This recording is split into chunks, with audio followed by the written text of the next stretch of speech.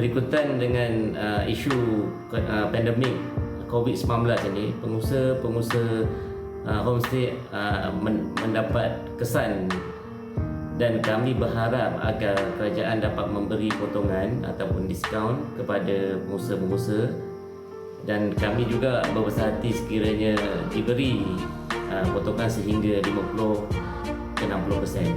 Besar harapan saya dalam Belanjawan 2021 ini agar pihak kerajaan dapat memberi sumber kewangan maupun subsidi kepada sektor pelancongan bagi merancangkan dan juga menaikkan ekonomi negara.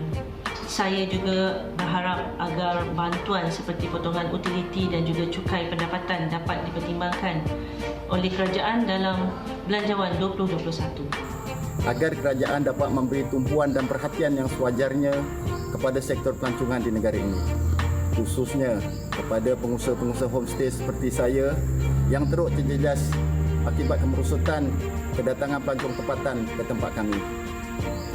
Sekali lagi saya berharap agar kerajaan memberi galakan kepada pelancong tempatan untuk membolehkan pengusaha homestay seperti saya meneruskan operasi seperti sedia kala. Mewakili travel agency, saya mengharapkan kerajaan consider atau mempertimbangkan cara-cara yang terbaik untuk membantu industri pelancongan ini dapat berjalan dan dapat survive dalam melaksanakan perniagaan mereka. Diharap pada Belanjawan 2021, kerajaan dapat memberi sedikit peruntukan kepada agensi pelancongan seperti kami yang terkesan.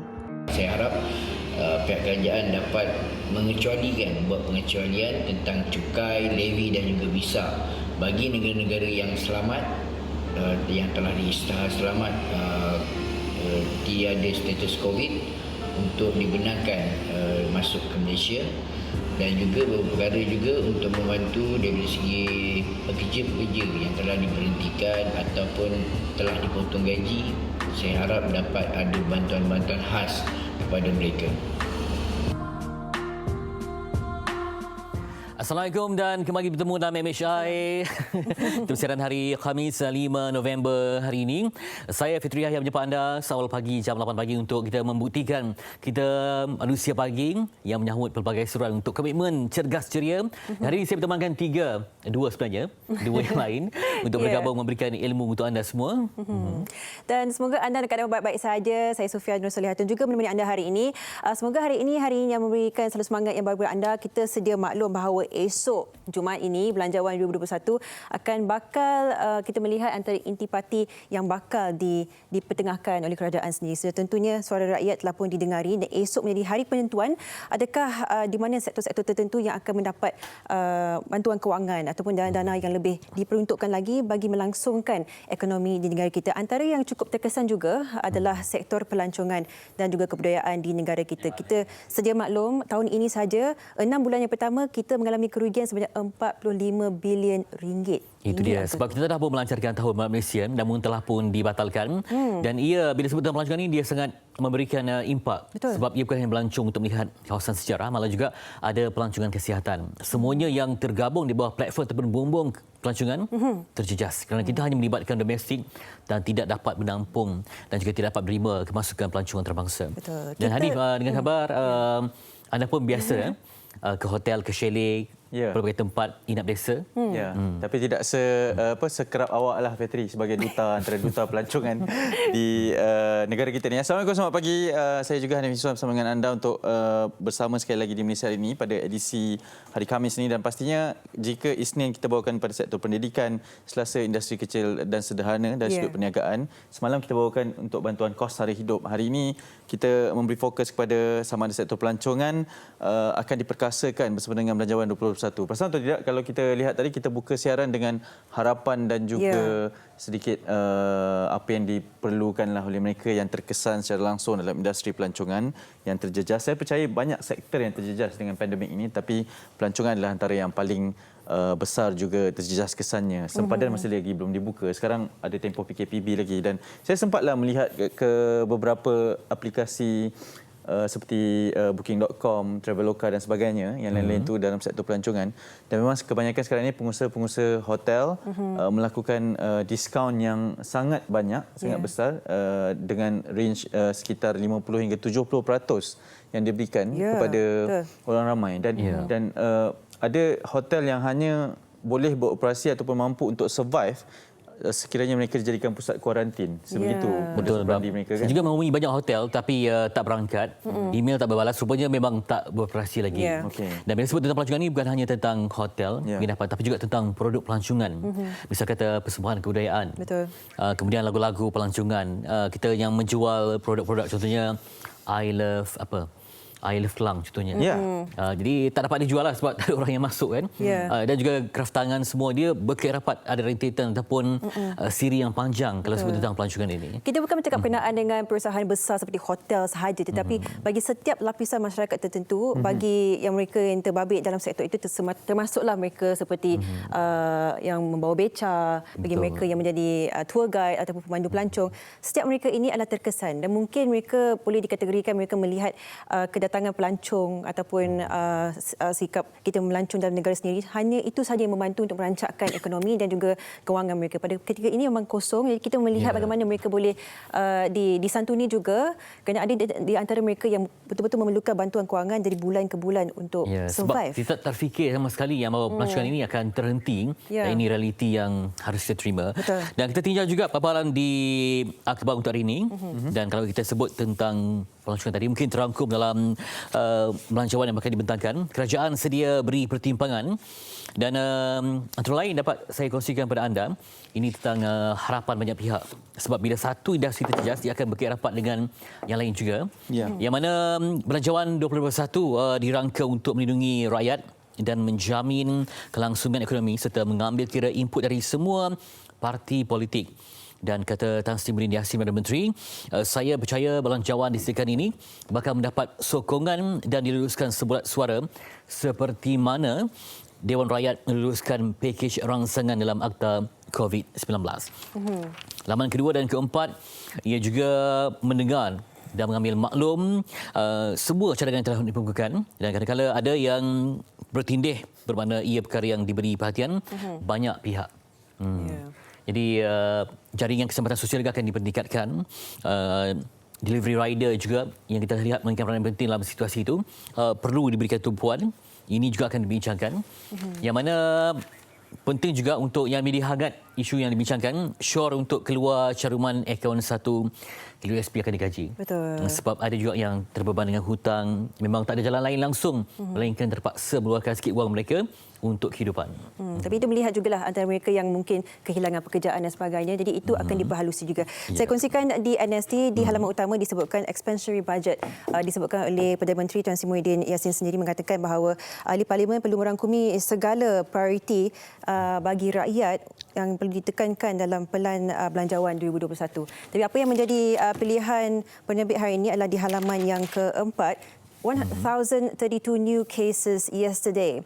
With the new cases up to noon yesterday, there are now 35,425 cumulative cases in the country, 10,339 of which are active cases.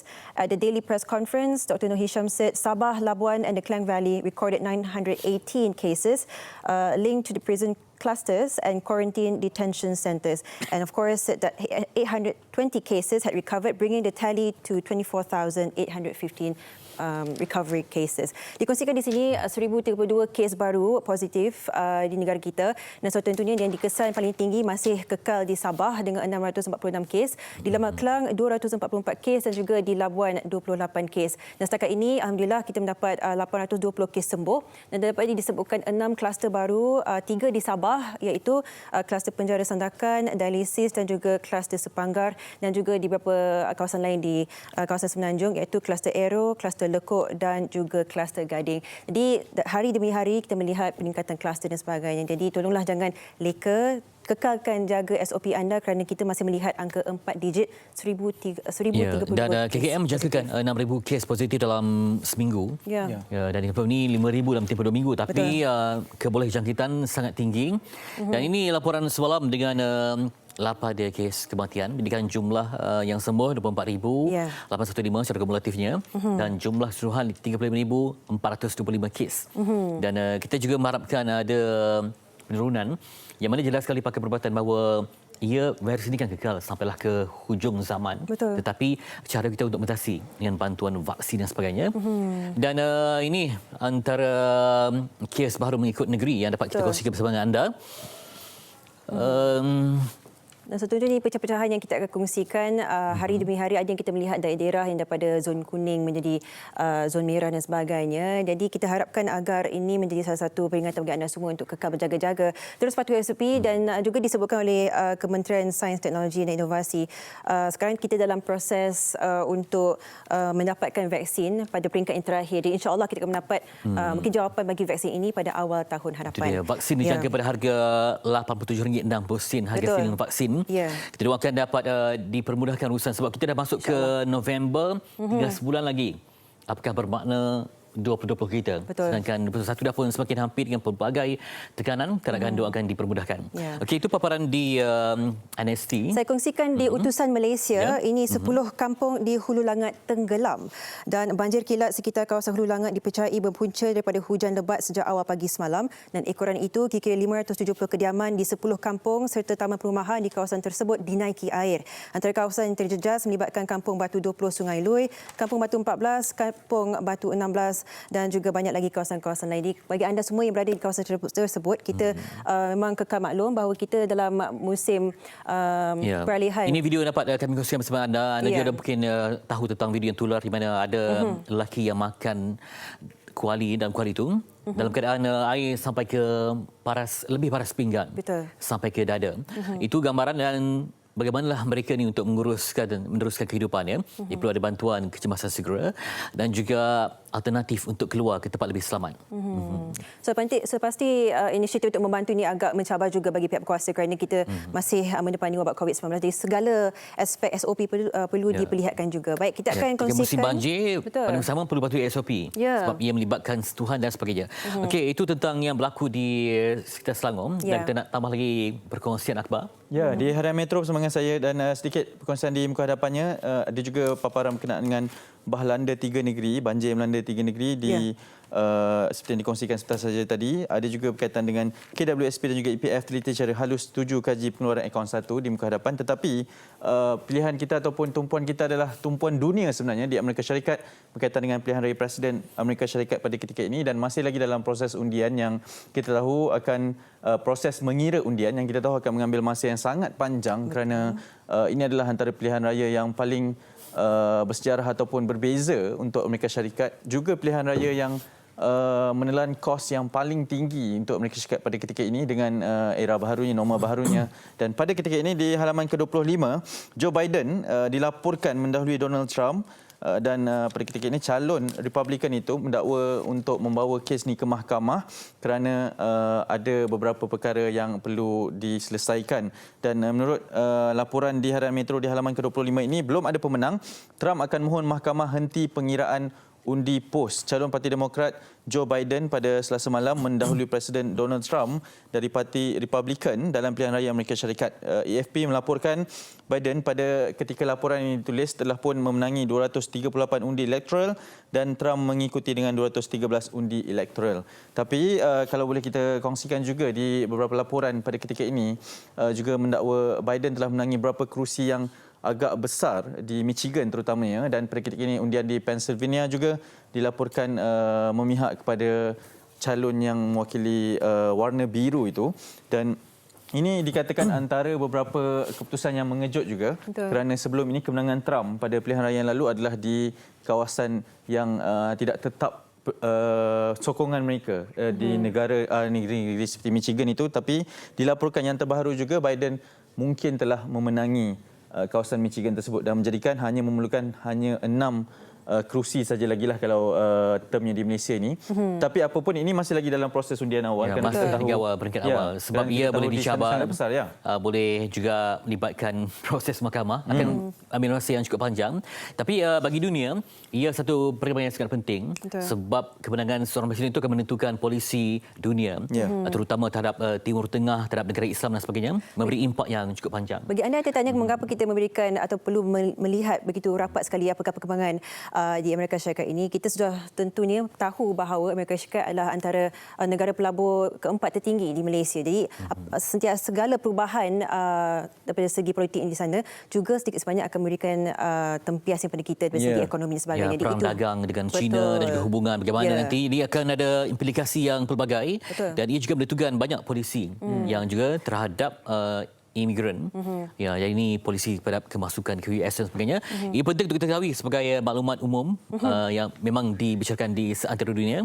Dan mungkin Hanif nak meninjau perspektif rakyat Malaysia. Betul, dan kita ada beberapa laporan. Yang pertama kita akan saksikan terlebih dahulu ini perspektif dan juga pandangan rakyat Malaysia yang berada di dua negeri di sana, iaitu di Iowa dan juga Nebraska di Amerika Syarikat. Dan kita ingin mendapatkan pandangan tentang apa sebenarnya suasana yang berlaku ketika tempoh pilihan raya presiden di Amerika Syarikat ni. Sama-sama kita saksikan. Nama saya Darwina Abdul Rahim, berasal dari Johor Bahru. Saya sudah 20 tahun bermastautin di Amerika, most of the time di Waterloo, Iowa. Saya Eliza Dar dari Omaha, Nebraska, USA, berasal dari Tanjung Kling, Melaka. Saya dah bermastautin di sini di Omaha, Nebraska ni selama 16 tahun. Dalam masa 16 tahun tu, dalam 4 pilihan raya jugalah yang saya telah tempuhi dan memerhatikan bagaimana mereka menjalankan pilihan raya di negara ini. Suasana mengundi semalam tidaklah busy yang seperti yang disangkakan sangat, sebab mostly rakyat negara ni, 80% daripada mereka telah menghantar undian awal sebelum November the 2nd. So itu yang mengurangkan kesesakan di hari mengundi semalam. Dan sebab juga COVID, I think tahun ni lagi ramai yang menghantar undian awal mereka. Di Iowa, Trump menang Iowa 2020 dengan lagi banyak undi berbanding 2016. Saya sangkakan dia akan kalah di sini sebab respon untuk COVID dan bencana alam di Iowa yang tak mantap, dan juga banyak lagi reason. Harapannya untuk 2020 Biden akan menang, walaupun statistik kata siapa menang Iowa akan menang presidensi. Buat masa sekarang ni tak ada lagi pemenang untuk presiden ni. So kita tunggu dan lihat dari tiga buah negeri result dia nanti macam mana, sebab ini akan menentukan pemenangnya dalam beberapa jam lagi, iaitu negeri daripada Michigan, Wisconsin dan Pennsylvania. So kita tunggu dan lihat. Betul, dan baru saja dilaporkan mungkin Michigan telah menjadi milik Joe Biden, tapi masih lagi di dalam proses secara tidak rasminya. Dan sekarang ini kita ingin mendapatkan, kalau tadi pandangan dari Iowa dan juga Nebraska, sekarang kita ingin mendapatkan pandangan secara langsung dari salah seorang pelajar Malaysia di New York, iaitu saudara Muhammad Nakib Muhammad Nazim yang berada bersama dengan kita secara panggilan video pada pagi ini. Sini pagi, di sana sudah malam rasanya, pada jam 7 petang lebih kurang. Assalamualaikum, selamat pagi Nakib. Assalamualaikum dan selamat pagi. Ya, waalaikumsalam Nakib. Terima kasih yang pertama yang sudi bersama dengan kami. Kita tahu sekarang ini adalah tempoh yang sangat mencabar di seluruh dunia, tapi di Amerika Syarikat dengan adanya pandemik COVID-19 yang sangat terjejas teruk juga antara negara yang mencatat kes yang paling tinggi di sana. Sekarang ini dengan musim pilihan raya presiden ini, bagaimana keadaan di New York pada ketika ini, Nakib? Okey, pertama sekali saya nak ucapkan terima kasih kerana menjemput saya ke NHI. Ya. Yang keduanya, situasi sekarang ni dekat sini saya boleh katakan semuanya dalam keadaan terkawal. Sebabnya semua undian ataupun kebanyakan undian telah dilakukan awal daripada hari undian tersebut, tapi semuanya bergantung kepada negeri itu sendiri. Yeah. Dan di tempat saya sendiri, undian itu telah berakhir di mana dimenangi oleh Demokrat, walaupun saya punya daerah dimenangi oleh Republican ataupun camp Presiden Trump. Ya, bagaimana keadaannya?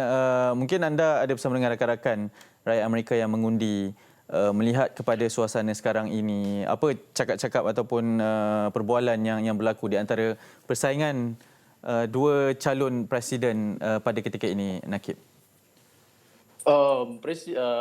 Pada tahun ini saya nampakkan ataupun bersama rakan-rakan saya yang jelas di mana presidensi ataupun pilihan raya ini sangat sengit. Electoral vote ataupun electoral vote itu ataupun yang vote yang melayakkan seseorang itu dinobatkan sebagai seorang presiden ataupun acting presiden sebelum diserahkan jawatan sebagai seorang presiden. Kita boleh lihat yang persaingan itu sengit, walaupun sekarang ini baru-baru ini Michigan dan juga Wisconsin dimenangi oleh Democrats yang menyebabkan jurang antara electoral vote antara Presiden Trump dan juga Joe Biden meningkat kepada 50 majoriti, di mana didahului oleh Joe Biden iaitu 264 electoral vote dan juga 214 oleh Presiden Trump itu sendiri. Ya, dan melihat kepada perbezaan suasana pilihan raya di antara Malaysia dan juga Amerika Syarikat, anda sebagai rakyat Malaysia yang sedang melanjutkan pengajian di sana, melihat kepada impak apa sebenarnya, kenapa kita sebagai rakyat Malaysia terutamanya perlu mengikuti perkembangan pilihan raya ini di sana? Bagi saya di dalam kita semua sedia maklum di mana dalam dunia ni terdapat beberapa superpowers yang di mana ekonomi dan juga ekonomi dikawal oleh kebanyakannya dikawal oleh negara-negara tersebut, yang kita boleh mention ataupun sebut di sini adalah United States itu sendiri. Polisi-polisi dunia ataupun polisi-polisi dunia kita dapat lihat didominasi oleh Presiden United States, di mana Presiden United States itu dapat melibatkan diri secara langsung di dalam polisi-polisi dunia yang boleh kita lihat dalam WHO, contohnya baru-baru ini tentang COVID, macam mana United States itu sendiri mengendalikan dengan cara yang berbeza seperti disarankan oleh WHO itu sendiri. Ya, dan melihat kepada suasana kempen sepanjang yang berlaku ni, sebab ini adalah satu kempen yang panjang, kempen yang agak sengit juga daripada kedua-dua calon utama ini. Adakah di sana juga sama seperti Malaysia ada perang poster ke, mereka turun ke jalan-jalan ke untuk bersama dengan para pengundi dari pemerhatian anda, Nakib? Apa yang saya nampak sini, memandangkan sekarang ni situasi COVID yang kita sentiasa maklum, pandemik, mereka cuba juga untuk mengurangkan perjumpaan atau perkumpulan, di mana kebanyakannya undi semua dibuat sebelum undi hari undi tersebut. So apa yang kami boleh lihat di sini adalah situasi di sini sangat terkawal kerana undian itu tidak dilakukan secara fizikal. Mana yang kita boleh nampak polisi-polisi itu kita boleh cuba implementasikan di mana-mana negara, di mana undian kita boleh cuba untuk melalui surat sendiri. Ya, Nakib, terima kasih banyak-banyak akan sudi bersama kami. Semoga keadaan baik-baik saja di sana, insya-Allah.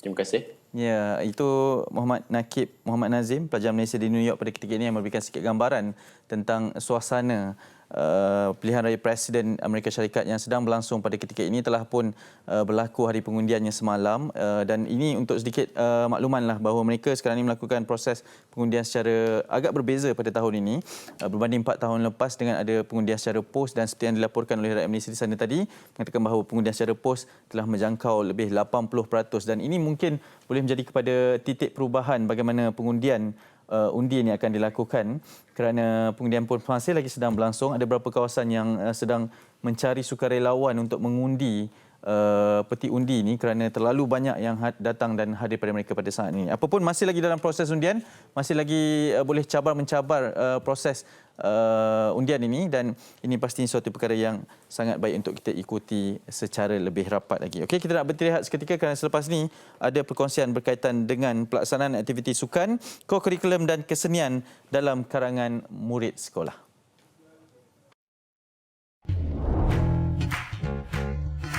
Apa itu disinfeksi? Disinfeksi merupakan tindakan pembersihan permukaan yang tercemar dengan kuman menggunakan bahan disinfeksi komersial yang mengandungi 70% alkohol, cecair peluntur yang mengandungi 5% kepekatan sodium hypochlorite atau sabun pencuci. Permukaan yang kerap disentuh dan perlu dilakukan disinfeksi adalah tombol atau pemegang pintu, susur tangga, sinki, kepala paip, suis lampu, pemegang flash tandas, meja, butang lift, kerusi dan sofa. Alatan yang perlu disediakan termasuklah mop, baldi, kain lap, bahan disinfeksi komersial, air, botol penyembur, sarung tangan getah, penutup hidung dan mulut dan penyedut habuk. Terdapat pelbagai jenis bahan disinfeksi komersial dan penggunaannya adalah berpandukan kepada label pada botol. Contohnya, sukatan untuk cecair peluntur adalah 1 liter cecair peluntur ditambah dengan 9 liter air. Persediaan pelindungan diri sebelum memulakan disinfeksi. Cuci tangan dengan air dan sabun. Pakai sarung tangan getah dan pakai penutup mulut dan hidung. Disinfeksi boleh dilakukan secara lap, mop atau semburan. Disinfeksi secara lap dan mop dilakukan dengan cara pergerakan sehala. Peringatan. Pastikan anda tidak menambah bahan lain ke dalam cecair disinfeksi bagi mengelak tindak balas yang tidak diingini. Setiap bancuan cecair disinfeksi hanya boleh digunakan sekali. Cuci tangan sebelum dan selepas melakukan disinfeksi. Buka tingkap untuk aliran udara selepas melakukan disinfeksi.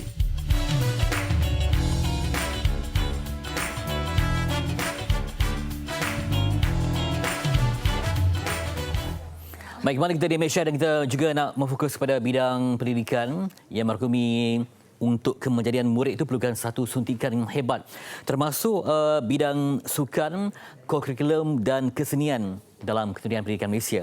Dan saya akan bersama dengan Zainal Abbas, pengarah bahagian sukan, kurikulum dan kesenian untuk berkongsi bagaimana ini adalah satu usaha yang berterusan oleh kementerian dalam memastikan keberhasilan murid yang cemerlang. Assalamualaikum Zainal Abbas.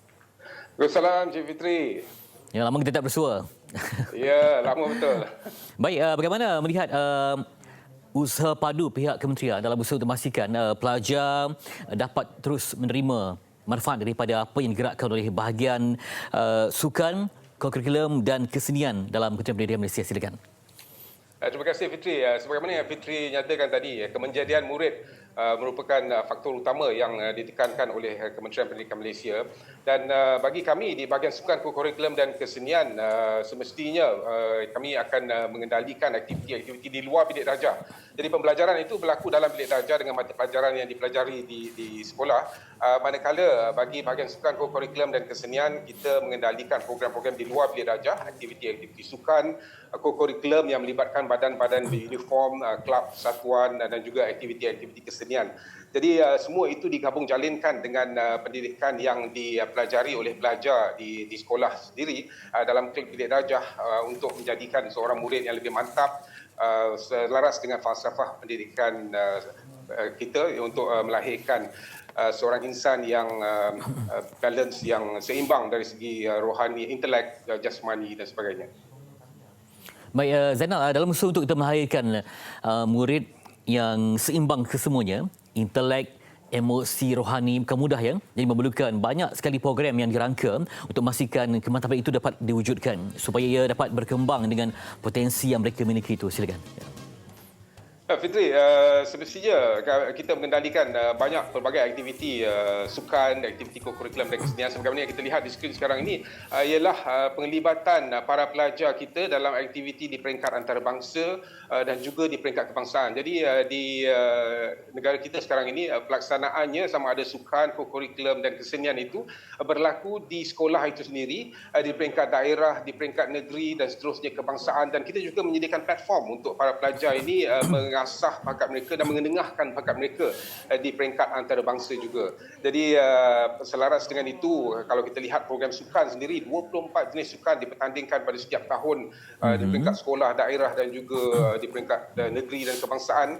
Dan juga di peringkat antarabangsa, para pelajar kita bersaing dengan para pelajar seumur mereka untuk pertandingan-pertandingan seperti ASEAN School Games dan sebagainya. Manakala bagi aktiviti kurikulum pula terbagi kepada dua. Kita ada badan uniform di mana kita ada lebih kurang 21 badan uniform di sekolah pada ketika ini, termasuklah pengakap Bulan Sabit Merah, Bandu Puteri, kadet remaja, kadet tentera, kadet JPJ. Banyak lagi aktiviti badan uniform itu dilaksanakan di sekolah. Dan juga kita ada kelab-kelab dan juga persatuan seperti Persatuan Bahasa Melayu, Persatuan Bahasa Inggeris, Persatuan STEM, dan pelbagai lagi persatuan. Ada lebih kurang 90 lebih persatuan di sekolah di seluruh Malaysia ini untuk mereka melaksanakan aktiviti-aktiviti dan mengenengahkan bakat mereka dalam pelbagai bidang. Begitu juga dengan aktiviti kesenian. 4 teras utama seperti bidang tari, bidang teater, seni muzik dan juga seni visual turut diasah dalam bidang kurikulum ini. Jadi pelbagai aktiviti memang kita laksanakan. Jadi keterlibatan mereka bagaimana? Sebabkan ada pandemik ini mungkin terjejas. Kalau dulu mereka bergerak ke sini dan sebagainya, tapi walaupun tanpa aktiviti di peringkat lapangan, ya, bagaimana roh itu tetap dapat diberikan kepada mereka? Semangat cinta pada seni contohnya dapat digerakkan bersama, Zainal? Ya, memang agak terjejas program-program dan aktiviti yang kita rancang bagi tahun 2020 ini disebabkan oleh pandemik COVID-19.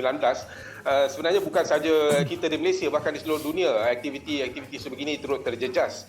Bagi Kementerian Pendidikan dalam bidang sukan misalnya, setiap tahun sebagaimana kita nyatakan tadi 24 jenis sukan dipertandingkan. Bagi tahun 2020 ini kita hanya sempat melaksanakan sukan merentas desa pada awal tahun ini, manakala sukan-sukan lain itu lagi 23 jenis sukan itu terpaksa dibatalkan akibat daripada pandemik COVID-19 ini.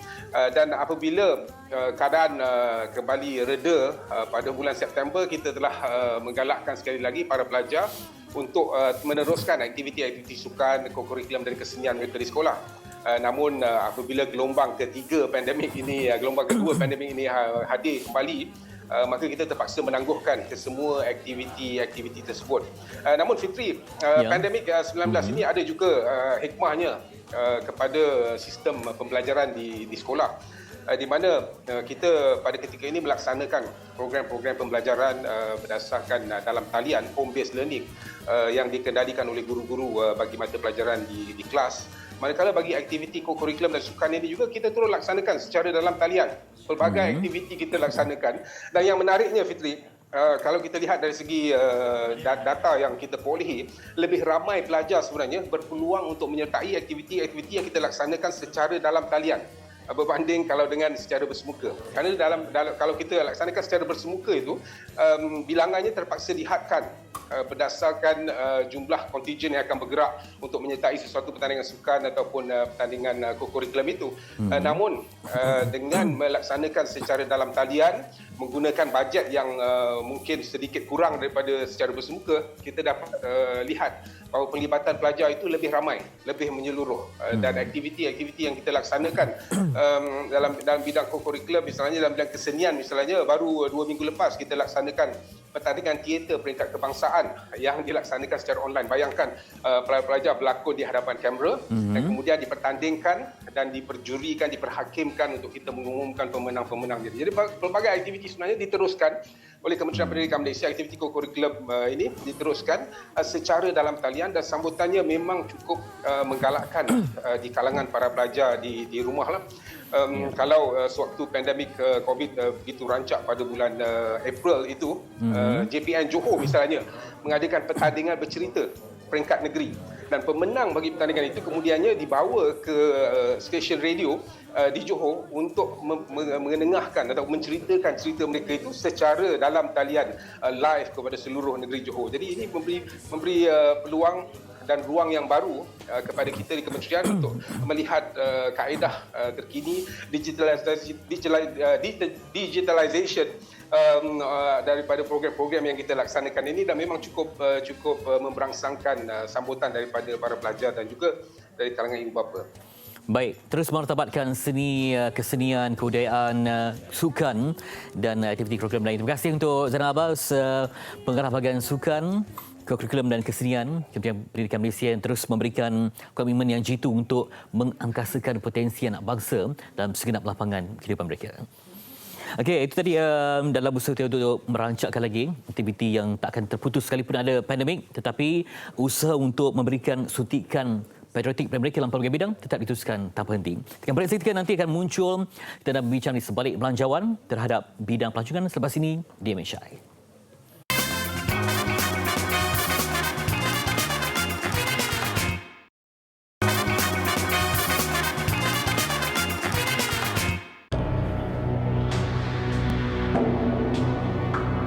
Wabak pandemik COVID-19 dikatakan bagai mimpi ngeri buat pemain industri pelancongan Malaysia. Awal tahun lalu, Perdana Menteri Malaysia Tan Sri Muhyiddin Yassin menyatakan anggaran kerugian keseluruhan dalam sektor pelancongan antara Januari hingga Februari 2020 ialah sebanyak RM3.37 bilion akibat penularan COVID-19. Sebagai negeri tumpuan pelancongan, Sabah antara yang terjejas. Tam Yau Kong bersama anaknya antara pengusaha pelancongan yang terjejas akibat COVID-19. Mereka tinggal di Kota Kinabalu. Patuh kepada arahan kerajaan, Encik Tam tidak dapat menjalankan operasi inap desanya di Tenom yang terletak kira-kira 3 jam perjalanan dari tempat tinggalnya. Tempoh pelaksanaan Perintah Kawalan Pergerakan PKP yang agak panjang cukup memberi kesan kepada perniagaan bapa berusia 60 tahun ini.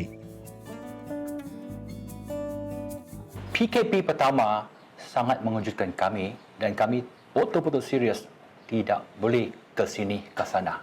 PKP kedua di mana ia amat dahsyat bagi syarikat pelancongan seperti kami.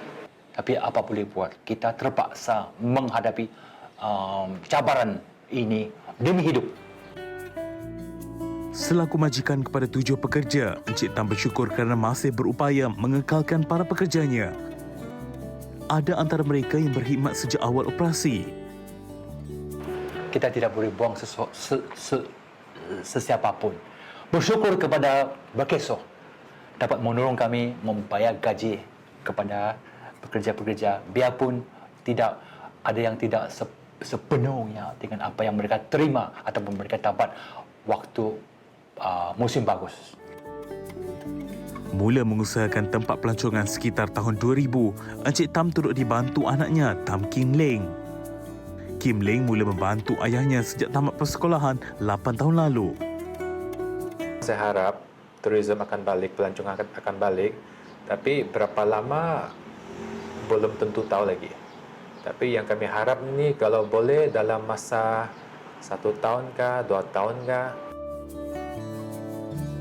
Menjelang pembentangan Belanjawan 2021 Jumaat ini, Menteri di Jabatan Perdana Menteri Datuk Seri Mustafa Mohamad memaklumkan antara agenda kerajaan ialah memperkasakan sektor kesihatan dan pelancongan negara yang terkesan akibat pandemik COVID-19. Kenyataan ini pastinya memberi sinar harapan buat Encik Tam dan anaknya untuk terus mengharungi tempoh sukar ini dengan tabah.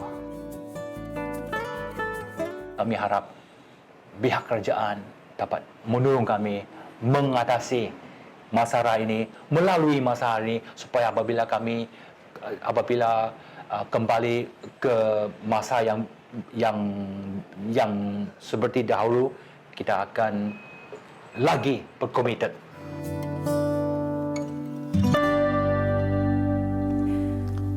Baik, itu sedikit pengharapan dan juga bagaimana keadaan situasi semasa di Sabah di dalam industri ataupun sektor pelancongan mereka. Dan kita tahu ini merangkumi semua aspek, tapi fokus perbincangan kita pada pagi ini adalah berkaitan dengan sektor pelancongan. Betul. Dan mungkin sedikit pengharapan berkaitan dengan Belanjawan 2021 nanti. Yang akan dibentangkan esok, kita melihat apakah sebenarnya harapan dan juga cara-cara untuk menyantuni sebenarnya sektor pelancongan di negara kita. Dan bersama kita hari ini Cik Lu Siu Meng, Pengerusi Persatuan Pemandu Pelancong Wanita Malaysia, juga dikenali sebagai Cik Rina Lu. Selamat pagi. Selamat pagi. Yeah. Apa khabar? Khabar baik, terima kasih. Terima kasih kerana sudi bersama dengan kami. Saya suka outfit yang dikenakan. Oh ya. Memang kena dengan industri pelancongan kan. Ya, mungkin sebagai permulaan mukadimahnya Cik Rina, melihat kepada situasi semasa, apa kesan ataupun berapa besar kesan pandemik ini terhadap industri pelancongan dan juga kepada industri pemandu pelancong pada ketika ini? Kalau kita tengok dalam sudut keseluruhannya, memang teruk sekali. Sebab sejak bulan Januari sampai ke bulan ini, I would say that kebanyakan untuk pemandu pelancong semua running zero assignment. Maksudnya sebagai pemandu pelancong kita kita like very depending on assignment. Okay, so January started dengan China kan. Jadi China group dah tak masuk dah. Betul. Then bulan 3, 4, 5 onwards pula Eropah, Amerika Syarikat, you know, all the Asia country, the breakup dah bermula. Dan sekarang ni baru-baru ni dari bulan 7. Bulan 7 ni agensi-agensi kat Amerika, you know, even in Europe semua dah minta boleh ke kita like postpone sampai ke 2021. Okay. Jadi kalau kita tengok situasi ini, maksudnya kita kena jobless, okay, tidak dapat assignment sampai tahun depan. Dan bulan 7 boleh janji ke turis balik ke, kita tak tahu. Sebab tourist guide, dia kena ada turis. Baru dia boleh jadi guide. Dan sedangkan domestik, untuk kita punya domestic tourism, local, dia tak semua gunakan servis untuk tourist guide. Betul. Tidak semuanya. So tentunya kalau kita sendiri mungkin nak explore sendirilah ya. Bagi seseorang yang telah pun berada dalam industri selama 28 tahun. Wow. 28 years. Very long time. Kita melihat pandemik ini satu yang tak boleh dijangkakan, tak tahu bila tanda noktahnya. Jadi bagi Cik Irina sendiri untuk menstabilkan keadaan syarikat Cik Rina dan rasa macam untuk menstabilisasikan, untuk memastikan bila masuk bulan Julai ini boleh meneruskan perniagaan. Apakah perkara yang ingin diusulkan bagi Belanjawan 2021? Of course, saya not speaking on behalf untuk saya punya syarikat saja. Sebab sebagai chairwoman ataupun presiden juga, saya nak minta sangat-sangat that kerajaan sila bertimbang rasa that allowance. Okay, allowance temporarily untuk bulanan. Because currently nak suruh mereka just terus tukar kerja, cari kerja pun susah juga. Kalau dia nak pergi like meningkatkan diri untuk belajar, untuk kemahiran, semua ambil masa juga. Pun perlukan kos juga. Yes, belum kos. Nak start urusan just like a small enterprise, susah juga. Nak modal. And then kebanyakan mereka tak ada KWSP. You know, they don't have like because freelancer. So syarikat-syarikat semuanya tak bayar untuk mereka. So insurans tanggung sendiri. Sekarang ni tak ada duit pun tak ada insurans dah. Okay. So memang susah sikit. Kalau boleh bertimbang rasa, silakan bagilah allowance untuk bulanan. 3 bulan ke, 6 bulan ke, at least sedikit. Then kita adakan skim juga untuk sementara like how to meningkatkan diri. So carilah program-program. I know HRDF sekarang ni dia ada banyak kursus. Tapi bukan kursusnya semua sesuai. So kita kena like fikir balik sebab sebagai tourist guide kan dia duta. Dia ambassador. Mewakili negara kita. So sedangkan kita kena walaupun sekarang ni kita banyak nak cerita pasal carilah produk baru dan sebagainya. And then dengan new normal. Okay, dengan new normal semua ambil masa untuk ahli-ahli yang untuk pemandu pelancong to how to say that adapt themselves, accept dengan adapt. Terima dan dengan dia dapat jalankan, so ambil masa. So we have to fikir khusus yang 3 months ke 6 months ke. Dan satu lagi saya minta juga jawatan. For example, like I see some country, at least mereka offer to tourist guide, kan dia ada kemahiran untuk komunikasi, kemahiran untuk servicing dan sebagainya. So dia akan offer balik kepada kerja sementara 2 minggu ke 4 minggu ke. So they can contract ataupun 1 month ke, maximum 2 months ke. Dia boleh contract balik dekat swasta ataupun dekat dengan kerajaan, agensi. Masih freelance tapi tak terikat dan masa pendek macam itulah. Baik. That is the short term.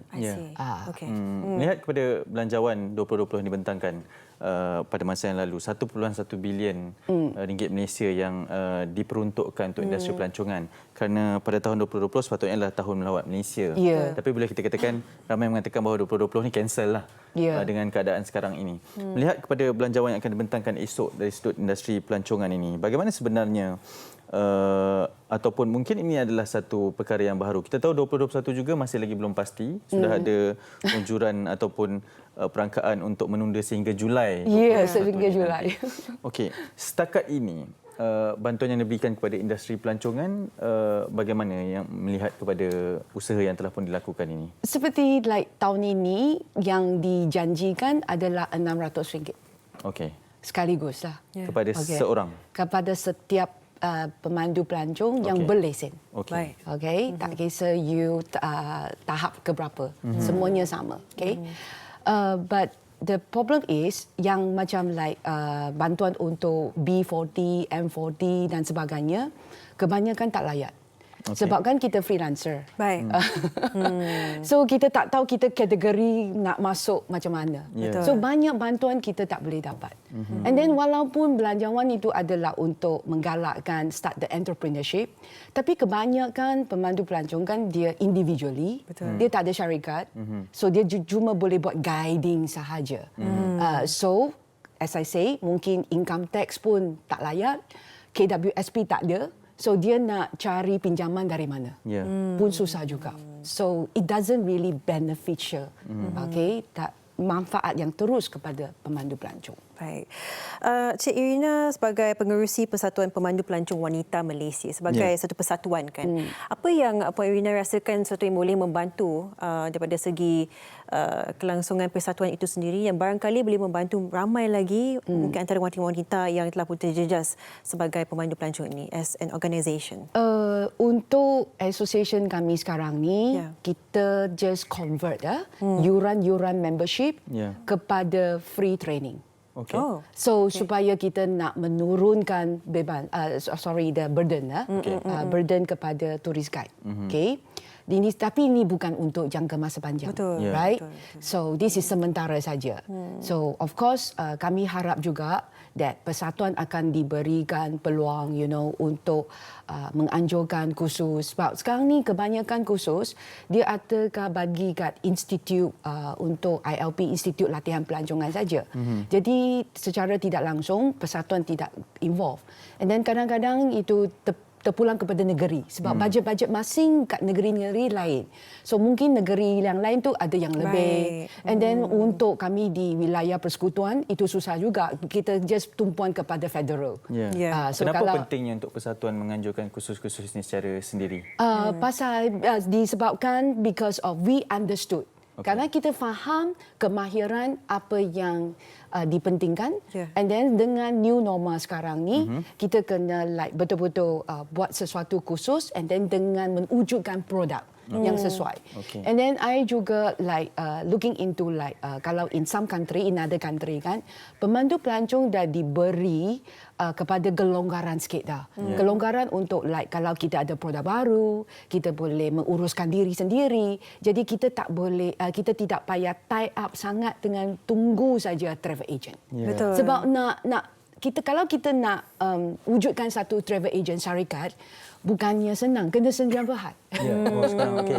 Kosnya and then maintenance dan sebagainya, audit semuanya. Itu tinggi. Bukan senang untuk ada sendirian berhad. Jadi kalau kita nak menggalakkan member ataupun pemandu pelancong, this profession dapat dilangsung dengan teruskan lagi, we have to consider they become like a individual entrepreneur. Macam penjajah lah. Start dengan yang kos yang sangat rendah minimum. At least let them survive first. Betul. Kalau tidak, semua akan just leave the industry again. Kan? Bila you tak cukup makan, you nak jadi pemandu pelancong untuk apa? So untuk persatuan kami sekarang ni, kita harap-harap you jangan putuskan ataupun jangan berhentikan lesen you. Okay, itu yang penting. So harap-harap nanti bila pelancong, the industry recovering back kan, because we talk about restart recovery sekarang. Kita harap kita masih ada pemandu pelancong ni semua. But dengan persatuan kita pun terhad kan, because membership berapa? Satu tahun RM100 saja. Okay, so berapa kita boleh tolongkan member-member. Banyak perspektif kita perlu lihatkan sebenarnya kan Hanif. Daripada segi pembentangan belanjawan ini bukan sekadar mereka membantu ke industri secara besar-besaran saja, tapi mereka di setiap lapisan masyarakat tersebut. Kita ucapkan terima kasih kepada Cik Lu Siu Ming, juga dikenali sebagai Cik Irina Lu, sebagai pengerusi Persatuan Pemandu Pelancong Wanita Malaysia, mengusulkan pendapat untuk membantu dan merancakkan lagi industri pelancongan ini. Kita harap agar belanjawan esok juga dapat sekurang-kurangnya bukan hanya memberi satu penyelesaian masa dekat lah, yang pendek lah, tapi untuk satu kelangsungan survival industri pelancongan sustainable. Malaysia. Ya, betul, sustainable. Dan ini tahun yang mencabar buat semua, dan kita mengharapkan agar ianya juga mampu untuk memberikan nafas baru kepada semua industri dan juga sektor yang kita bincangkan. Okey, kita nak berhenti seketika. Selepas ini Hari Kesedaran Tsunami 2020 bersama dengan Fetri Yahya. Segalanya di Malaysia hari ini. Kepentingan jarak sosial dalam pencegahan COVID-19. Jarak sosial merupakan satu cara yang berkesan untuk memutuskan rantaian penyebaran COVID-19. Bagaimana anda boleh melakukannya? Membuat pembelian atas talian seperti barang keperluan, makanan dan membuat pembayaran atas talian seperti bil, utility dan pinjaman bank.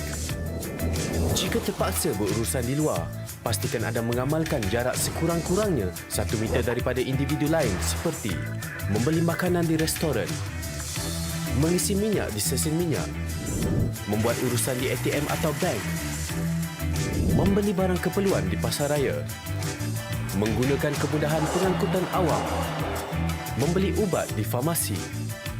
Jika membuat pembayaran di kaunter, guna pembayaran elektronik secara PayWave seperti kad kredit, kad debit dan e-wallet. Anda bosan? Lakukan aktiviti fizikal di rumah seperti melakukan regangan, berjalan sekitar rumah, berlari setempat, naik dan turun tangga, lompat tali dan berkebun. Jangan anjur atau hadir majlis sosial atau keagamaan seperti majlis hari jadi, majlis perkahwinan dan ceramah agama. Anda juga boleh berinteraksi dengan orang luar melalui aplikasi atas talian seperti Skype, WhatsApp, video call dan FaceTime. Letakkan tangan di dada sebagai tanda hormat dengan ucapan salam bagi menggantikan bersalaman dan bersentuhan. Jauh semeter namun kekalkan interaksi. Bersama-sama putuskan rantaian COVID-19.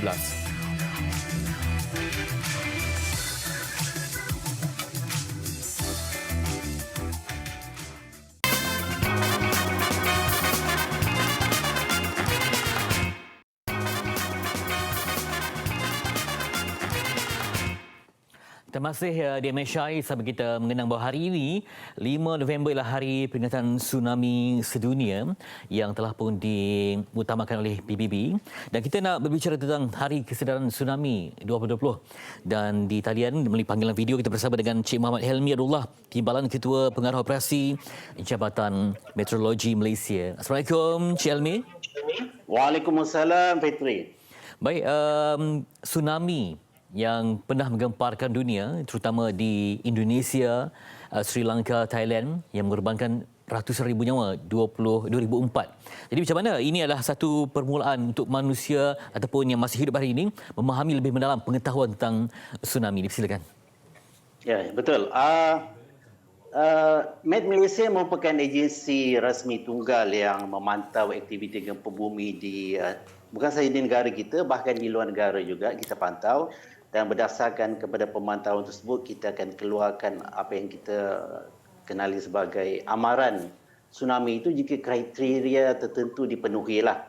Misalnya jika gempa bumi itu bermagnitud 6.5 ataupun lebih, dan juga jika kedalamannya adalah kurang daripada 100 km di dasar laut, jadi ianya boleh berpotensi untuk mencetuskan tsunami itu. Jadi Hari Kesedaran Tsunami Sedunia ni 2020 ni merupakan kali ke-5 sambutannya. Pada 22 Disember 2015 sebenarnya, Pertubuhan Bangsa-Bangsa Bersatu dalam Perhimpunan Agung mereka telah menetapkan tarikh ni 5 November sebagai sambutan Hari Kesedaran Tsunami Sedunia. Jadi pada tahun ni tema kita ialah, ataupun tema global sebenarnya, ialah untuk kita mempromosikan kesedaran berkenaan dengan yang penting sekali ialah mengenai pengurangan risiko bencana yang disebabkan oleh gempa bumi dan juga tsunami, dan juga bagi setiap negara sebenarnya di dunia ini untuk memiliki strategi pengurangan risiko bencana mereka masing-masing atau negara-negara tersebut. Jadi alhamdulillah Malaysia melalui agensinya iaitu Jabatan Meteorologi Malaysia di bawah Kementerian Alam Sekitar dan Air telah memiliki kami dah memiliki sistem amaran awal tsunami nasional Malaysia ataupun kependekannya ialah SANAM yang telah dibangunkan sejak 2005 lah, iaitu susulan gempa bumi besar yang Fedri terangkan tadi mencetuskan tsunami yang telah mengorbankan 68 nyawa di Malaysia dan berpuluhan juta kerosakan di negara kita sebenarnya. Ya. Cik Elmi, kalau macam kita sebut musibah, kalau kebakaran adalah tiada kebakaran di sekolah ya. Kalau tsunami macam mana untuk kita didik terutamanya pada pelajar sekolah, individu yang tinggal di kampung-kampung yang berkaitan dengan lautan. Jadi semoga ada kesedaran itu memang wujud sepanjang masa dan kita dapat tambah ilmu pengetahuan kemas kini tentang teknologi dan sebagainya. Silakan. Ya, sebenarnya Malaysia dan kerjasama agensi-agensi pengurusan bencana lain, khususnya NADMA iaitu Agensi Pengurusan Bencana Negara, kami sebelum ni telah melaksanakan beberapa siri kempen kesedaran awam berkenaan dengan gempa bumi dan juga tsunami. Dan juga kita juga laksanakan tsunami ataupun tsunami drill ataupun latihan amal tsunami itu di lokasi-lokasi yang berpotensi untuk berlakunya kejadian tersebut. Jadi kita telah laksanakan beberapa siri kempen dan juga latihan amal tsunami untuk mendidik masyarakat setempat, khususnya di tempat-tempat yang berisiko tersebutlah. Jadi pada tahun ni malangnya disebabkan oleh pandemik COVID-19 ni kita tak dapat melaksanakan secara fizikal dengan seperti dahululah. Ya. Walaupun bagaimanapun kita masih terus mempromosikan kesedaran. Yang penting sekali ialah kesedaran awam tu. Jadi orang awam ni perlu sentiasa meningkatkan kesedaran mereka untuk menghadapi bencana. Biarpun negara kita ni sebenarnya tidak berada di lingkaran api Pasifik ya, tidak seperti negara jiran iaitu Indonesia dan juga Filipina yang saban sentiasa berdepan dengan ancaman gempa buminya kerap berlaku dan ada juga risiko berlakunya tsunami. Negara Malaysia alhamdulillah kita secara relatifnya agak selamat, namun risiko itu masih ada. Sebab kita masih ingat 2004 kita pernah dilanda tsunami dan juga pada 2015 ya, 5 hari bulan Jun 2015 gempa bumi bermagnitud 6.0 pada skala Richter telah menggegarkan Ranau pada waktu tersebut dan telah mengorbankan nyawa pendaki gunung dan juga malim gunung pada masa tersebut. Jadi penting bagi masyarakat untuk mendidik sifat untuk peka pada bencana ni lah. Ada kesedaran tentang bencana. Jika mereka menerima maklumat ataupun amaran tentang gempa ataupun tsunami ini, mereka kena segera melakukan tindak balas yang diarahkan oleh pihak-pihak berkuasa tempatan. Misalnya jika diarahkan untuk berpindah, segeralah berpindah. Jangan berlengah lagi. Macam kalau di negara-negara yang sering menghadapi musibah tersebut seperti negara Jepun, masyarakat mereka bila je berlaku gegaran, mereka dah tahu apa yang untuk dilaksanakan. Tapi di negara kita ni tidak sekerap itu berlaku. Jadi sifat mungkin ada sifat kealpaan tu mungkin wujudlah. Jadi perlu untuk masyarakat tu untuk sentiasa meningkatkan kesedaran lah dengan berbagai cara sebenarnya. Di laman sawang kami dan juga di media sosial kami sentiasa mempromosikan kesedaran awam ni, apa yang perlu dilakukan oleh masyarakat sebelum, iaitu apabila menerima maklumat awal tentang kejadian gempa bumi, dan jika semasa bencana tu apa yang perlu dilakukan, dan juga selepas tu. Jadi dia ada peringkat-peringkat yang mereka perlu ambil beratlah, sebab langkah-langkah keselamatan ni perlu diambil untuk meminimalkan, mengurangkan risiko kemalangan nyawa ni lah ataupun kehilangan nyawa. Ya, ilmu yang cukup luas dan juga banyak dapat kita lakukan untuk mencipta kesedaran ya di sekolah, di kampung-kampung maupun di peringkat bandar supaya ada kesedaran untuk membantu. Terima kasih kepada Cik Elmi, Cik Muhammad Elmi Abdullah, Timbalan Ketua Pengarah Operasi Jabatan Meteorologi Malaysia, berkongsi untuk mencambuk peka pada bencana dan juga kemahiran ilmu pengurusan ketika berlakunya kecemasan seperti tsunami. Baik, kita perhatikan nanti akan muncul kumpulan yang menjadi sebutan trending di YouTube. Dolar selepas ini hanya di MHI. 14 hari kuarantin diri. Kuarantin diri bermaksud mengasingkan diri bagi memutuskan rantaian jangkitan kepada orang lain. Siapa yang perlu lakukan kuarantin diri? Individu yang baru pulang dari luar negara, kontak rapat kepada kes positif COVID-19. Sila ambil langkah-langkah berikut. Sentiasa berada di rumah dan pastikan anda boleh dihubungi setiap masa. Hadkan pelawat dan senaraikan semua pelawat yang menziarahi anda. Amalkan adab batuk yang betul.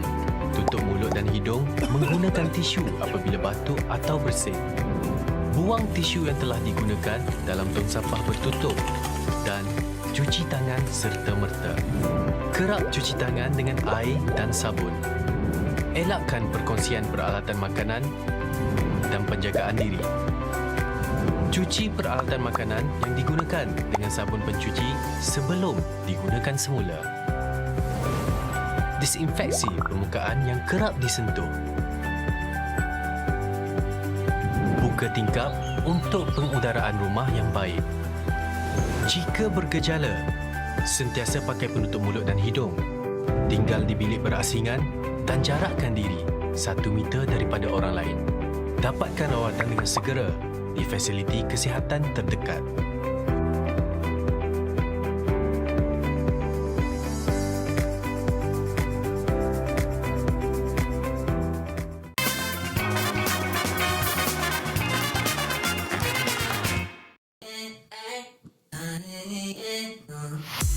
Bayangan yang bermula tak semanis gula, namun tetap ku cuba. Yeah, yang lihat boleh kata mudah saja semua, sukanya yang dirasa. Yeah, walau jauh tetap ku hadapi, berada di tanganku genggam rapi.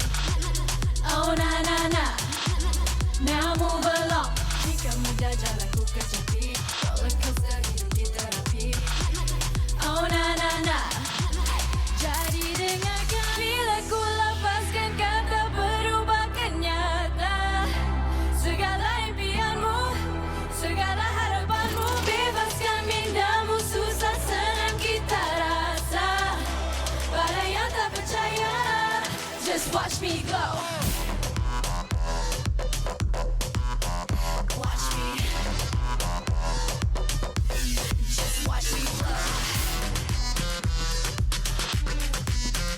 Watch me, just watch me glow. Jalan ke depan aku maju tanpa tipu, ku baratu aku teraju, ku pelaku asal tanpa segan silu. Kau tahu tapi apa yang kau mahu, hanya ingin jadi apa yang ku bikin. Entertain to entertain, kau entity, identity ku lebih dari apa yang kau nampak depan di depan. We ain't the same, I'm not the same now. Jika mudah ramai dah kecapi, terus mencuba pasti menjadi. Oh na na na, jadi dengarkan bila ku lepaskan kata berubah kenyataan. Segala impianmu, segala harapanmu, bebaskan mindamu, susah senang kita rasa. Pada yang tak percaya, just watch me go. Watch me, just watch me glow. Watch me, just watch me glow. Just watch me, watch me, just watch me glow. Just watch me, watch me, just watch me glow. Just watch me glow. Bangunkan hati supaya jiwa besari ragu. Tidak pudahkan semangatmu sehari lagi. Bangunkan hati supaya jiwa besari ragu. Tidak pudahkan semangatmu. You watch me now. Bila ku lepaskan kata berubah kenyataan.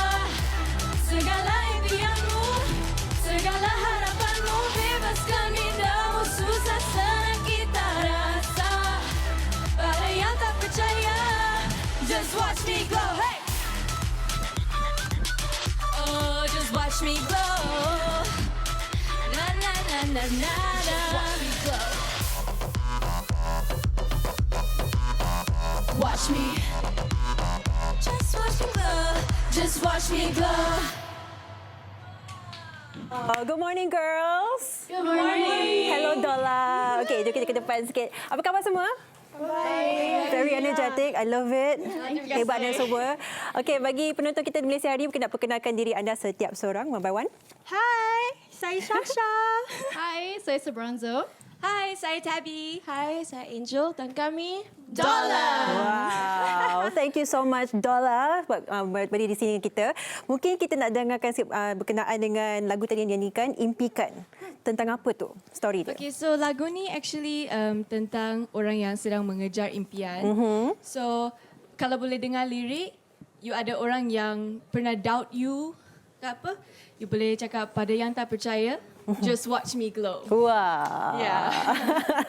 Jadi kita tertanya-tanya sebenarnya, kita nak tahu sebab anda berempat ni baru saja menubuhkan Dola. Jadi macam mana anda berjumpa? Semestinya memang kenal lama ke atau memang sebab semua berbakat, semua boleh dance, boleh menyanyi. So how do you find each other? Yeah. So Dola ni ditubuhkan oleh Universal Music Malaysia. So pada awal tahun lepas diorang adakan audition. So dari situlah kita orang dijumpai lah.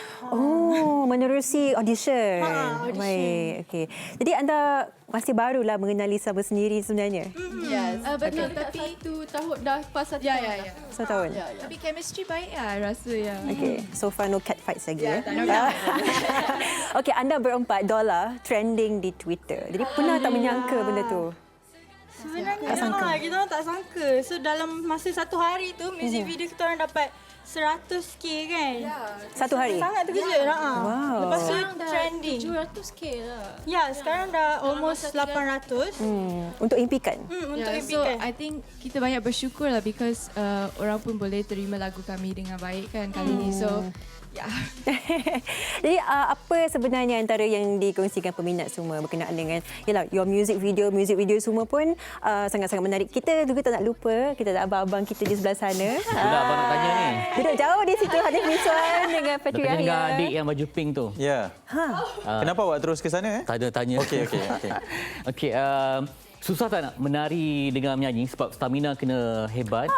Jadi macam mana, apa praktis yang dibuat? Mungkin memang kena rutin ke? Macam mana? So actually setiap hari kita ada practice 6 jam. Dance dengan vokal juga dengan kita punya choreographer Ezra Tam dan kita punya vocal teacher Cikgu Syafi. Okay. So mereka train us sampai stamina boleh. Pernah menangis tak masa training? Sorry? Pernah menangis tak? Belum lagi. Dekat nangis. Music video ada nangis lah. Saya ada soalan. Saya pun ada soalan. Tapi siapa-siapa je boleh jawab lah. Maksudnya macam sebab bagaimana sebenarnya sambutan peminat pada ketika ini? Sekarang kan kita dengan COVID-19, kalian pun masuk dalam scene waktu sebegini dengan percubaan yang sangat berani ni. Apa respon peminat terhadap kemunculan kalian ni? I think untuk lagu single kedua kami Impikan ni, kita orang dapat feedback yang sangat positif. And that's good. And also we dapat recognition from international people juga. So kita orang dapat banyak reactions and artikel daripada luar negara. So that was very interesting. Ada fan club Ada. Fan club? Idola. Wow. Idola? Ya, Idola. So cute. Idola. Anda berempat, Dola dilihat sebagai jelmaan grup antarabangsa ni, Blackpink. Pernah memang menyangka ke ataupun memang Dola ni memang daripada awal ni memang nak ke arah menjadi Blackpink lah kiranya? Sebenarnya kita orang tak sangka pun orang samakan kita orang dengan kumpulan sebesar Blackpink. Tapi kita orang ambil as compliment sebab Blackpink international kan. Tapi kita orang dari awal-awal memang tak ada niat pun nak tiru Blackpink ke siapa ke. Kita orang nak orang kat luar sana pun kenal kita orang sebagai Dola instead of Blackpink 2.0. Ada similarity atau persamaan di situ. Tapi anda berempat ni memang punya identiti sendiri lah kan. Adakah susah sebab kita melihat antara dokumentari bagi artis-artis Korea yang besar seperti Blackpink itu mereka melalui regime training, latihan yang susah, menyanyi, menari setiap hari. Adakah anda berempat juga melakukan benda yang sama? Like intense training? I think we go through our own kind of training sebab I think kita orang M-pop tak boleh bandingkan dengan K-pop. So tapi of course diorang punya work ethic semua kita orang will try to learn and also adapt lah to get to that level. Kami pun ada macam foundation classes untuk dance semua. So Okay. Selain koreografi training, kami ada foundation classes juga. Okay. Susah tak nak dapatkan chemistry berempat orang? Dua orang pun susah. Empat orang ni susah tak bagi anda? Sebenarnya kami sangat beza. Beza macam mana tu? Beza ada perangai masing-masing. Tapi somehow it naturally kita orang macam Yeah, when we together it's macam like smooth sangat. We just click. Yeah. Girl power. Yes. Kalian di sebelah sana? Ya, mana yang datang dulu, nyanyian ke tarian bagi kalian? Dua-dua. So Tabi dengan I kita orang penyanyi dulu. Okey. Dan Shasha dengan Sabrina diorang start dari Menari. Oh, so masing-masing cabarannya berbeza lah untuk sama-sama. Wow. Dari segi image, sebab artis perempuan kan kena sentiasa tampil cantik menawan kan? Apa rutin untuk menjaga kecantikan? Mereka dah lahir cantik, Fatri Yahya. Yalah. Dah lahir cantik kan? Sebab artis perempuan ni, penyanyi lelaki boleh senang-senang, simple je kan. Tapi perempuan ni kena rambut kena cantik, muka kena cantik, everything. Setiap kali tampil tak boleh ulang baju yang sama. Betul, salah satu struggle kami adalah to decide baju apa nak pakai. Sebab kita orang kumpulan kena matching kan. Betul. So dia macam stress lah. Ada stress. Betul. Anda berempat ni adakah memang full time sepenuh masa bekerja ke ataupun masih belajar lagi ke macam mana? I dengan Tabi masih belajar lagi. Full time. Full time? Full time juga. Okey. Kita melihat antara tema-tema yang dibawakan anda berempat dolar sangat menarik dengan warnanya, dengan tariannya, dengan energi dan sebagainya. Macam mana daripada segi koreografi tu, adakah anda semua macam memberi input ataupun semuanya diberikan oleh koreografer sendiri? Macam mana? So far untuk koreografi is fully Ezra Tam and his vision. Wow. Tapi untuk music video kita orang for this music video impikan kita orang dapat kasih kita orang punya own input. So that was fun. Anda juga ada a full English single yang berjudul Watch Me Glow. Jadi Watch Me Glow berbanding dengan Make You Wanna dengan impikan ni, macam mana? Penerimaan peminat macam mana? So actually Watch Me Glow and Impikan, music dia sama. Maksud dia pun sama, cuma cara penceritaan dia yang berbeza. Baik. So Watch Me Glow dia macam kalau orang tengah patah hati ke, tengah break dengan boyfriend ke, alamak, you boleh dengar Watch Me Glow. Tapi Impikan macam Tabi cakap tadi sebab kejayaan, nak bagi semangat. Okay, jadi Watch Me Glow ni memang so far lirik video saja kan? Actually 6 November kan? Esok. Kita akan release dance performance music video. Wow. Esok Belanjawan 2021 anda juga akan releasekan music video baru ini. Okey, bagi kalian berdua di sebelah sana ada apa yang diwawarkan? Itu dia. Mungkin peluang untuk keluar negara selepas ini. Walaupun bukan secara fizikal, mungkin secara maya untuk menawan peminat di peringkat antarabangsa. Hopefully, insyaAllah kalau ada rezeki. Because one of the reasons kita orang buat single Impikan ada English version, Watch Me Glow, is because I think kita orang dapat banyak reaction daripada antarabangsa juga. Diorang nak music yang diorang boleh connect. So, that's why we did that. So, hopefully kalau it's a hit antarabangsa, maybe. Dan ada juga international fans yang cakap dia suka Impikan. Wow. Daripada bahasa Melayu. Okey. Perasaan dia memang best lah sebenarnya kan, sebab lagu anda asalnya untuk rakyat Malaysia saja, tapi seluruh dunia dah mula mendengar dan mengetahui siapa Dolar ni. Kami sangat bersyukurlah. Turkey pun kami ada dekat charts. Macam music charts di Turkey negara dan Turkey. Sweden. Wow.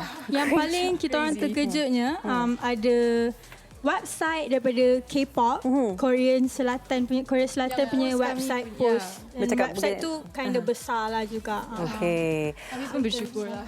Okey, baik, kita ada perkara yang diwawarkan juga rakan kita Hanif dan juga Fatri.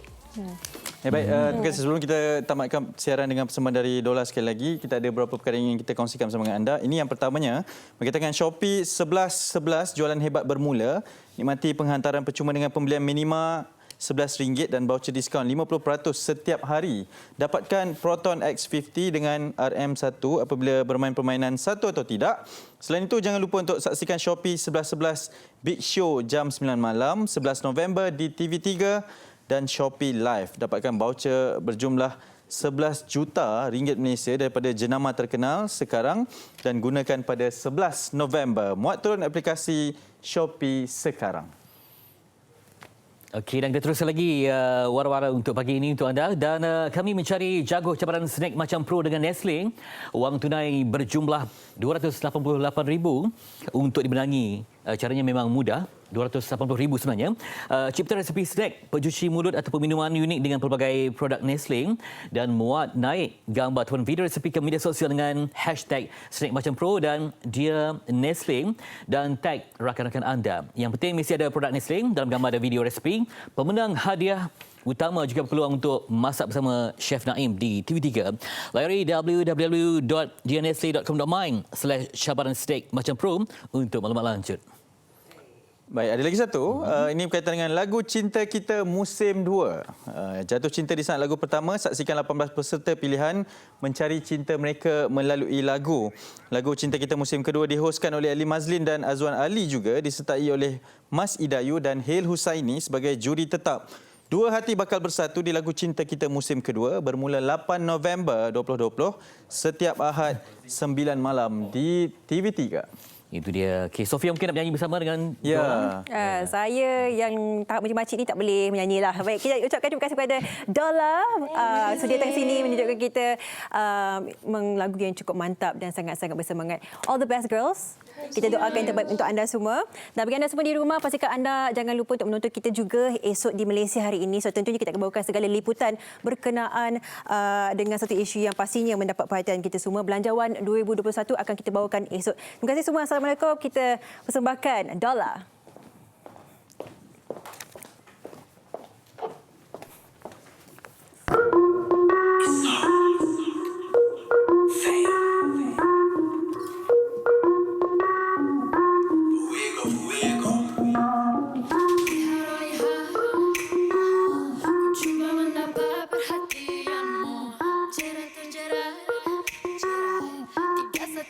Sudah aku tunggu.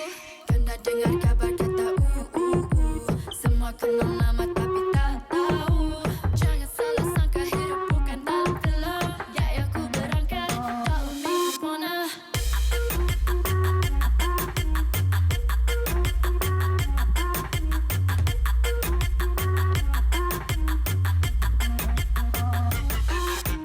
Kalau suka jangan hanya lihat saja.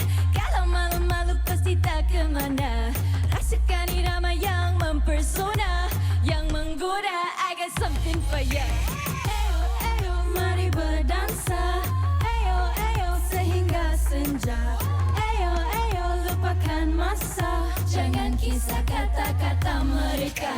Kadang dengar kabar kata semua kenal nama tapi tak tahu. Jangan salah sangka hidup bukan dalam film. Gayaku berangkat, dollar make you wanna.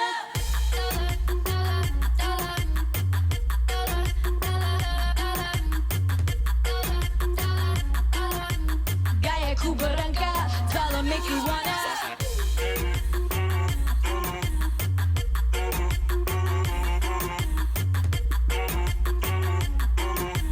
Gayaku berangkat, dollar make you wanna. You wanted to know? Well, now you know. So what you gonna do? Karena dengar kabar kata semua kenal nama tapi tak tahu. Jangan salah sangka hidup bukan dalam film. Gayaku berangkat, dollar make you wanna.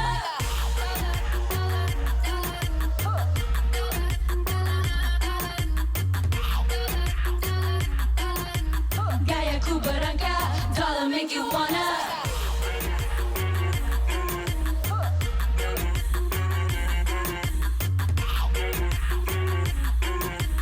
Gayaku berangkat, dollar make you wanna.